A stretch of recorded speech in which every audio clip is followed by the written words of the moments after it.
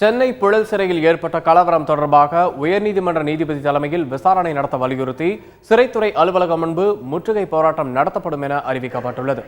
சென்னை புழல் சிறையில் கடந்த 25ஆம் தேதி சிறை கைதிகளுக்கும் சிறை காவலர்களுக்கும் இடையே திடீர் மோதல் ஏற்பட்டது. இதில் 4 காவலர்கள் தாக்கப்பட்டனர். இது தொடர்பாக சிறை கைதிகள் உரிமை அமைப்பு சார்பில் சென்னையில் செய்தியாளர்கள் சந்திப்பு நடைபெற்றது.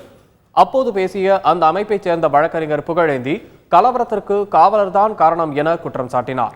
அவரை பணியிடை நீக்கம் செய்ய வேண்டும் என்று வலியுறுத்திய அவர், இந்த கலவரத்தின் உண்மையை அறிய உயர்நீதிமன்ற நீதிபதி தலைமையில் விசாரணை நடத்த வேண்டும் என்றார். இந்த கோரிக்கையை வலியுறுத்தி வரும் திங்கட்கிழமை சிறைத்துறை அலுவலகம் முன்பு முற்றுகை போராட்டம் நடத்தப்படும் எனவும் வழக்கறிஞர் புகழேந்தி அறிவித்தார்.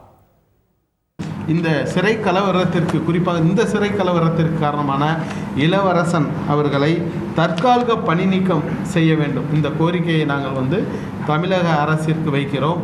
இந்த கோரிக்கையை தமிழக அரசு கனிவோடு கவனிக்கவில்லை என்றால் விரைவில் நாங்கள் எல்லா அமைப்புகளையும் கூட்டி எழும்பூரில் இருக்கக்கூடிய சிறைத்துறை தலைவர் அலுவலகத்தை முற்றுகையிடும் போராட்டம், எல்லா அமைப்புகளையும் அழைத்து முற்றுகையிடும் போராட்டத்தை விரைவில் 1 வாரத்திற்குள் நாங்கள் செய்ய போகிறோம்.